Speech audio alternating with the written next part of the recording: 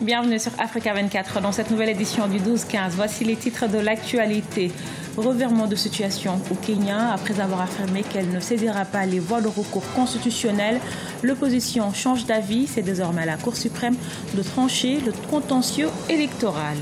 Le commerce intra-africain représente que 17% du commerce en Afrique. Comment l'expliquer et surtout à quand une véritable révolution? Élément de réponse à suivre dans ce journal. Et puis cette innovation au Nigeria, des eaux colorées commercialisées sur le marché. Cette initiative vise à promouvoir la consommation d'eau dans le pays.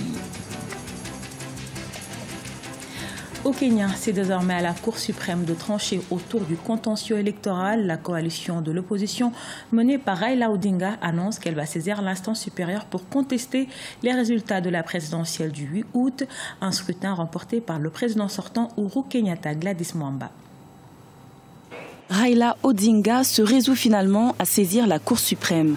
Après avoir rejeté cette option dans un premier temps, l'opposant kényan a annoncé le 16 août qu'il emprunterait les voies de recours prévues par la Constitution. Dès l'annonce de la victoire du président sortant Uhuru Kenyatta, avec 54,27% des voix, Raila Odinga appelait ses partisans à le soutenir de manière pacifique. Au lendemain des élections générales du 8 août, le leader de la NASA annonçait déjà un piratage du système informatique. Nous avons décidé de saisir la Cour suprême et de montrer au monde la fabrication d'un pouvoir généré par ordinateur. Les Kenyans n'ont pas besoin de recourir à la violence pour obtenir justice. Mais malgré les appels de Raila Odinga à des manifestations pacifiques, environ 17 victimes et plus de 170 blessés ont été dénombrés depuis l'annonce de la réélection de Uhuru Kenyatta. Déjà 3 fois candidat malheureux à la présidentielle, Raila Odinga joue certainement, du haut de ses 72 ans, sa dernière partition politique. Ce n'est pas la première fois que Odinga saisit la Cour suprême pour des recours. En 2013 déjà c'était le cas. Et aujourd'hui, ce qu'il faut noter, c'est que tout cela montre la vitalité de la démocratie kenyane, mais surtout met en lumière la nécessité d'aller vers les moyens constitutionnels pour régler les crises. Donc on espère qu'avec cette saisine-là, que les violences qui ont été enclenchées depuis la proclamation des résultats vont pouvoir être mise à l'écart. Dès sa saisine, la Cour suprême disposera de 14 jours pour rendre son arrêt, un arrêt déterminant pour éviter les épisodes de violence post-électorale semblables à ceux de 2008 qui avaient fait plus de 1000 victimes et 600 000 déplacés. À 1 an et demi de l'élection présidentielle à Madagascar, la CENI fait le point sur l'avancement de ses travaux. Selon l'instance électorale, le processus suit son cours. L'institution invite la population à vérifier la liste électorale qui est disponible. Au 1er septembre 2017, cette liste sera une nouvelle fois revisée pour qu'en avril 2018 soit éditée la liste définitive. À ce jour, aucune date officielle d'élection présidentielle n'a encore été annoncée et la CENI n'a pour le moment reçu aucun retour des autorités. La part des exportations de l'Afrique destinées à ses propres marchés ne représentait que 17,7% en 2014 contre 36% vers l'Europe et 23% vers l'Asie. Comment l'expliquer et surtout à quand une véritable révolution du commerce intra-africain? Élément de réponse avec Idlet Mirabel-Bissau. Le commerce interafricain au centre des préoccupations des dirigeants du continent.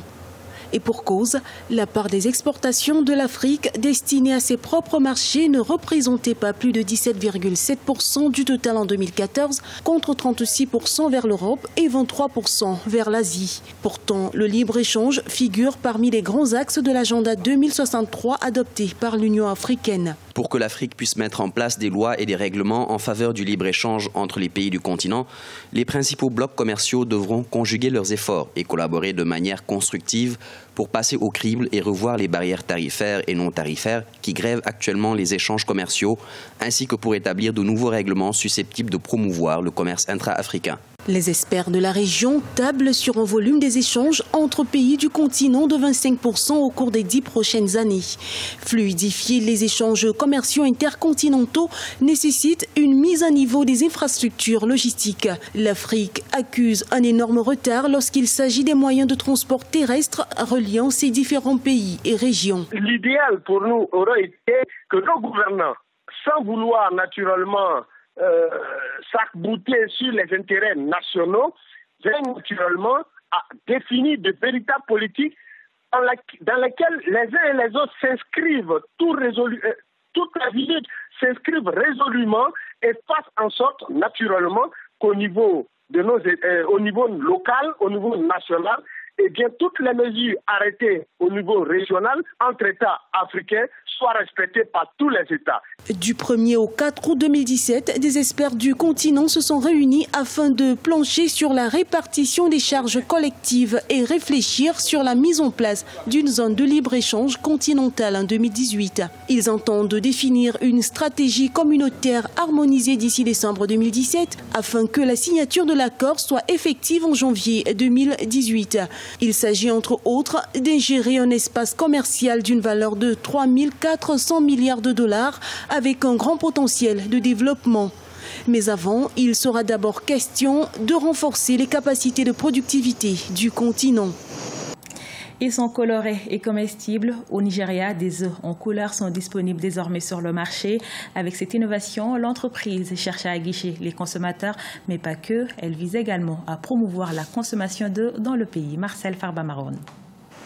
En mai 2017, Funtuna Food and Bottling Company, une entreprise nigériane, a mis sur le marché agroalimentaire des œufs colorés prêts à la consommation. Les produits sont d'abord nettoyés, ensuite placés sur une machine en charge de les bouillir. Une fois cuits, on y pulvérise des colorants alimentaires qui leur donnent cette apparence bien particulière. Ces œufs colorés peuvent ainsi rester consommables 5 semaines au maximum sans même passer par la réfrigération.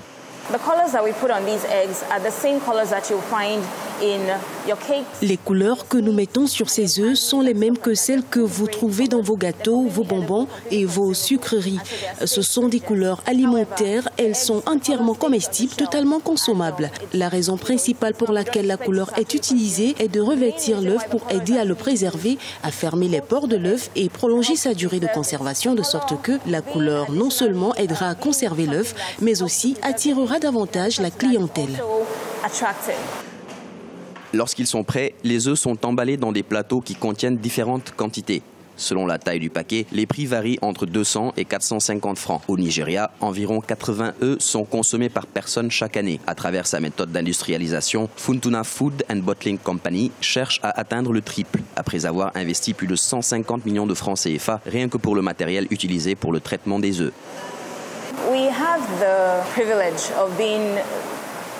Nous avons le privilège d'être actuellement le seul pays africain membre de la Commission internationale des œufs. Lors d'une exposition, nous avons pu découvrir de nombreuses innovations dans l'industrie des œufs et nous avons remarqué qu'en Europe de l'Est, en Autriche ou en Allemagne, ce genre d'œufs sont très populaires et dont leur consommation est assez élevée. C'est ainsi que nous avons pensé à introduire ce produit spécifique sur le marché pour que nous puissions aussi augmenter la consommation d'œufs au Nigeria. Funtuna Food and Bottling Company exploite également une ferme de volailles, d'où proviennent ces œufs. La société travaille à étendre sa production et à fournir plus d'œufs sur toute l'étendue du territoire nigérian. Dans le reste de l'actualité, au Kenya, les recettes d'exportation de café ont augmenté de 17% durant les 7 premiers mois de 2017, soit 137,3 millions de dollars. Une performance rendue possible par l'augmentation des prix de la denrée sur la bourse du café de Nairobi. Pour rappel, le Kenya, qui expédie son café principalement vers l'Europe, est le 5e pays producteur africain de café derrière l'Éthiopie, l'Ouganda, la Côte d'Ivoire et la Tanzanie. Ce journal a été réalisé par l'ensemble de la rédaction. Nous vous remercions pour votre fidélité. Dans un instant, une nouvelle édition de l'actualité sur Africa 24.